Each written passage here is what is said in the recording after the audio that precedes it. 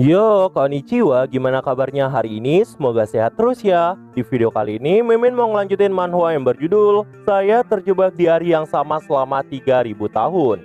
Yang dimana, di video kali ini Mimin mau ngebahas chapter 7 dan 8. Bagi yang baru mampir, jangan lupa klik tombol subscribe, like, dan loncengnya agar channel ini dapat berkembang ke depannya. Mohon maaf jika ada kesalahan penyampaian di video kali ini ataupun sebelumnya. Tanpa basa-basi lagi, langsung simak saja videonya. Melihat banyaknya kupu-kupu yang harus dilawan, Xiaya pun langsung lari ketakutan. Aku ingin pulang, kata Xiaya. Xiaya pun saat itu lari ke pohon tempat Lu Feng tidur dan mengajak Lu Feng untuk kabur. Lu Feng yang mendengar jeritan dari Xiaya itu pun menjatuhkan sebuah ramuan padanya.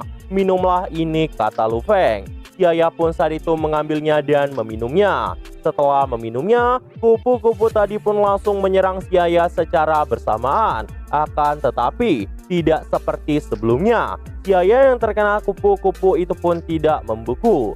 Xiaya yang melihat dirinya tidak membeku pun kebingungan. Apakah ini obat rahasia? Kata Xiaya. Lu Feng pun saat itu memberikan penjelasan. Itu cuma penahan panas kelas F, tapi itu bisa menahan panas yang dikeluarkan oleh tubuh manusia. Sehingga ketika kau berlatih, tidak akan memicu lautan kupu-kupu. Xiaya yang mendengar itu pun bertanya, "Bos, kau telah menyiapkan ramuan ini sebelumnya. Kau tahu akan datang Grey Snowfield seperti ini." Melihat Xiaya yang tidak berlatih, Lu Feng pun berkata padanya, "Kau boleh bertanya, tapi tidak boleh berhenti berlatih." Xiaya pun saat itu kembali melanjutkan latihannya dan kembali bertanya.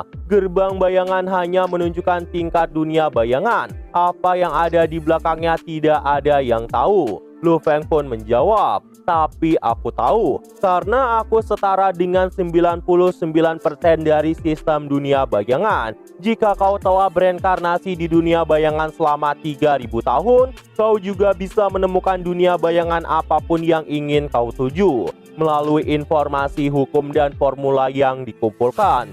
Xiaya yang mendengar itu pun berkata, "Aku tidak mengerti. Apa gunanya membiarkanku bereinkarnasi selama 10.000 tahun? Di samping itu, aku juga tidak percaya kau telah hidup selama 3000 tahun." Singkat cerita, setelah cukup lama berlatih, Xiaya pun terlihat mulai kelelahan. "6 lagi," kata Xiaya. Di sisi lain, di daerah Grey Snowfield, kelompok Awakener yang lari tadi satu persatu pun menjadi beku karena serangan kupu-kupu itu. Rekan pria botak itu pun bertanya, mengapa tingkat kematian dunia bayangan kelas D begitu tinggi? Pria botak pun menjawab, alasan utamanya adalah sebagian monster di dunia ini memiliki atribut S yang terlalu sulit untuk dihadapi. Setelah mengatakan hal itu, tiba-tiba muncullah sekelompok monster belalang sembah di hadapan mereka. Pria botak itu pun panik dan berkata kepada rekan-rekannya untuk berhati-hati. Monster itu pun mendekati pria botak dengan aura marah. Seorang wanita rekannya itu pun langsung menyerang monster belalang itu dengan menggunakan sihirnya. Namun sayangnya, serangan itu tidak membuat efek apapun kepada monster itu. Monster belalang sembah itu pun langsung menyerah kepada mereka. Pria botak itu pun langsung melakukan perlawanan. Dia pun berhasil membunuh salah satu dari sekian banyak monster itu. Pria botak itu pun berbicara kepada dirinya sendiri, "Aku tidak mungkin bisa membunuh semuanya." Rekan-rekan pria botak itu pun diserang habis-habisan oleh monster belalang itu. Lalu salah satu rekan dari pria botak itu ada yang lari. Tolong aku," kata dirinya. Lalu satu monster belalang itu pun mendatangi pria botak itu. Pria botak itu pun panik karena mengetahui bahwa yang ada di depannya adalah Fall Driver Elite. Di sisi lain, Xiaya masih latihan. Xiaya pun pada akhirnya berhasil menyelesaikan latihannya. Dia sangat senang karena akhirnya itu telah selesai. Xiaya pun saat itu mendatangi pohon tempat Lu Feng istirahat tadi. Akan tetapi, ternyata Lu Feng tidak ada di pohon itu. Melihat Lu Feng yang tidak ada, Xiaya pun berkata, "Bosku ternyata kabur. Cukup tahu aja, dia datang ke dunia bayangan ini ternyata untuk tujuan lain." Di tempat pria botak, Pertarungan ternyata hanya tinggal menyisakan si pria botak dengan wanita yang bernama Xiao. Melihat dirinya terpojok, Xiao pun nampak sedih, tapi pria botak itu tidak pantang menyerah. Dia pun melancarkan serangan ke arah monster belalang itu. Monster yang melihat itu pun tidak tinggal diam. Pada saat pria botak itu mau menyerang, monster itu pun menyerang pria itu dengan capitnya yang tajam hingga menembus perut dari pria botak itu. Dia pun akhirnya meninggoy. Xiao yang melihat itu pun semakin ketakutan. Monster itu pun melancarkan serangan ke arah Xiao. Tiba-tiba, Lu Feng muncul di hadapannya. Lu Feng pun langsung menebas capit monster belalang itu hingga putus. Lu Feng pun melanjutkan serangannya ke arah monster lain yang ada di sekitarnya. Para monster itu pun terbelah sekaligus hingga tersisa monster belalang elit. Xiao yang melihat hal itu pun terkejut karena tidak menyangka bahwa pria yang memotong itu adalah newbie level 9. Lu Feng pun selesai menghabisi anak buah dari bos elit itu. Lu Feng berkata, "Ucapkan selamat tinggal pada kepalamu." Lu Feng pun saat itu melempar pedangnya ke arah monster belalang itu dan membuat kepalanya terpenggal. Lu Feng pun langsung mendekati kepala monster itu dan mengambilnya. Xiao pun saat itu berterima kasih pada Lu Feng. "Terima kasih karena telah menyelamatkanku, newbie." Lu Feng pun sambil membawa kepala monster itu cuma menjawab, "Itu cuma kebetulan aja. Aku tidak punya niat untuk menyelamatkanmu." Lu Feng pun saat itu langsung mencampakkan kepala monster itu ke jurang. Xiao yang melihat itu pun bertanya, "Apa yang kau lakukan?" Lu Feng pun menjawab, "Aku hanya sedang melempar umpan." Di bawah jurang itu terlihat ada sesuatu yang bergerak. Tiba-tiba di bawah jurang itu muncullah sebuah monster yang berbentuk kelabang. Xiao yang melihat monster itu pun takut. "Kau telah mengeluarkan bos terakhir," kata Xiao. Lu Feng pun menjawab, "Tidak, mereka ada dua." Tiba-tiba tempat Lu Feng berpijak pun mulai retak dan muncul satu buah monster kelabang lagi di tempat pijakan itu. Monster itu adalah bos Eiffel dunia bayangan. Lu Feng dan Xiao pun saat itu mencoba untuk menghindari serangan tiba-tiba dari monster itu. Lu Feng pun menyuruh Xiao untuk mundur dari tempat ini. Xiao terlihat kebingungan karena muncul dua bos sekaligus. Lu Feng pun berkata, "Jika kau ingin hidup, menjauhlah dari sini." Xiao pun menjawab, "Hei newbie, jangan main-main." Monster itu pun kemudian melihat ke arah Lu Feng dan menyerangnya dengan menyemburkan kristal es. Lu Feng pun saat itu langsung menebas semburan itu. Kristal yang ditebas oleh Lu Feng itu pun menyatu kembali dan kembali menyerang ke arahnya. Lu Feng pun kemudian menghindari serangan itu. Lu Feng pun melompat ke atas kepala monster itu. Setelah itu, Lu Feng pun menusukkan pedangnya tepat di kepala monster itu. Setelah Lu Feng menusukkan pedangnya, monster yang satu lagi menyerang ke arahnya dan berhasil menghindari serangan monster itu. Dan setelah itu, monster itu pun bergerak untuk melepaskan tusukan dari Lu Feng. Lu Feng yang sedang berada di atas kepala salah satu monster itu sedang bertahan agar tidak terjatuh. Tiba-tiba, monster yang satu lagi pun langsung mengeluarkan aura berwarna biru tepat di badannya. Monster itu pun mulai masuk ke tanah dengan kecepatan bergerak yang berbeda dari sebelumnya. Xiao yang melihat Lu Feng bertarung dengan dua bos sekaligus itu pun berkata, bahkan ujung bajunya tidak terkena serangan. Apakah newbie ini beneran dewa? Monster yang memiliki aura itu pun kemudian menghancurkan area tempat mereka bertarung. Lu Feng yang sedang bertahan di kepala monster satunya berkata, "Hancurlah." Setelah mengatakan itu, pedang Lu Feng yang tertancap itu pun ditarik ke arah badan monster itu yang membuat monster itu terbelah. Setelah itu, Lu Feng langsung berpindah ke badan monster satunya lagi dan menusukkan pedangnya di ekor monster itu dan membelahnya. Setelah terkena serangan dari Lu Feng, kedua monster itu pun terjatuh dan Lu Feng pun berhasil membunuh kedua monster itu sekaligus. Lu Feng pun saat itu mendapatkan pemberitahuan bahwa dirinya telah mendapatkan dua item.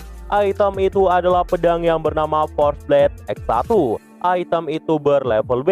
Setelah melihat itu, Lu Feng berkata, kedua senjata tingkat B ini tidak lebih buruk dari senjata tingkat A, dan mereka senjata baru yang kuat. Lalu, muncullah pemberitahuan bahwa bos akhir Grace Eiffel telah dikalahkan, dan terdengarlah pengumuman yang mengatakan misi telah berakhir. semua awakener akan diteleportasikan paksa dalam waktu semenit. Xiao yang melihat semua kejadian itu pun tidak habis pikir dan berkata, newbie itu benar-benar berhasil. Di tempat Xiaya latihan, Xiaya yang sedang menjalankan ujian dari Lu Feng itu pun berkata, hah? Cepat sekali. Dia menyelesaikan semuanya seolah sedang bermain-main. Mereka pun saat itu diteleportasikan keluar dari dunia bayangan itu. Pada saat di pintu gerbang masuk, hanya mereka bertigalah yang keluar dari dunia itu. Awakener yang menunggu di luar pintu berkata, lihat, ada yang keluar, tapi hanya 3 orang yang selamat. Xiaya pun kesal karena ujiannya tidak bisa diselesaikan. Itu karena kupu-kupu yang diserangnya kurang 15 lagi. Lu Feng pun berkata, jika kau memenuhi syarat, aku yakin saat kau pergi ke dunia bayangan selanjutnya, kau akan lebih kuat. Xiaya pun bertanya, bos, apakah kita akan pergi ke dunia selanjutnya sekarang? Lu Feng pun menjawab, kau istirahatlah beberapa hari, ada hal yang perlu aku lakukan. Di sisi lain, di kantor Anya, pria tua itu sedang berbicara kepada Anya. Anya, kau telah bekerja keras bersama CEO selama 30 tahun. Hanya karena kontrak yang tidak bisa dinegosiasikan sekali, kau malah ingin melepaskanku. Jika berita ini tersebar, reputasi CEO juga akan dihancurkan olehmu. Mendengar perkataan Pak Tua itu, Anya pun menjawab, kau mencoba mengancamku dengan reputasi perusahaan. Aku tahu ini. Pada bulan Februari, kau telah berinvestasi ke SBO dan mengalami kebangkrutan pada bulan September tahun lalu. Berapa banyak keuntungan yang kau dapat? Aku terlalu malas memeriksanya. Apa ini perlu kuserahkan pada polisi aja? Mendengar itu, Pak Tua itu pun langsung panik dan berkata, Nyonya, tolong maafkan aku. Tolong bacalah dari sudut pandang CEO sebelumnya. Anya pun menjawab, bukannya tidak bisa, tapi kau harus mengeluarkan semua uang yang kau miliki dan menjual semua saham perusahaan dan properti atas namamu untuk mengganti kerugian perusahaan.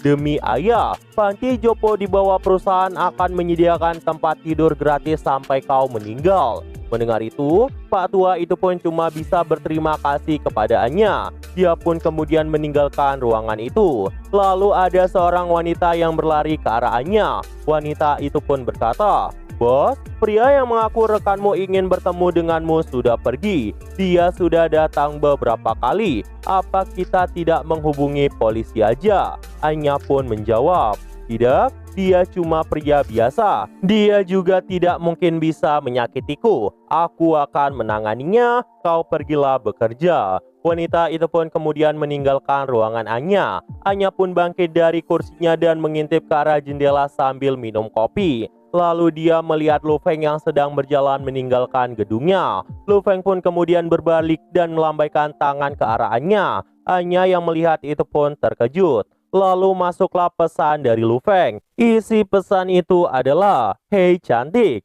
saat ini kau pasti sedang mengintipku dari jendela. Anya pun membalas pesannya, apa yang aneh? Siapapun akan mengamati orang yang sangat aneh. Lu Feng pun membalas lagi, ini hari Selasa, kau sedang memakai baju hitam kan? Anya pun membalas pesan lagi, bukankah semua wanita suka warna begitu? Ah iya, kau kan si sialan yang tahu psikologi dan udah hidup selama 3000 tahun. Anya yang melihat isi pesan itu pun membuat wajahnya kemerahan. Anya pun berkata, dasar sialan. Lalu Anya pun memblokir kontak milik Lu Feng. Tujuan Lu Feng pun menjadi gagal lagi. Lu Feng pun kembali mencoba menghubungi Zhao dan Su Taotao. Mereka berdua pun kembali menolaknya. Lu Feng pun berkata, Rose di Eropa, Taotao di Jepang, Zhao malah menghilang, dan Anya menolak untuk menemuiku. Hanya 10 hari yang tersisa sampai hari bencana. Bagaimanapun caranya, agar keempat orang ini setuju untuk bergabung dengan Guild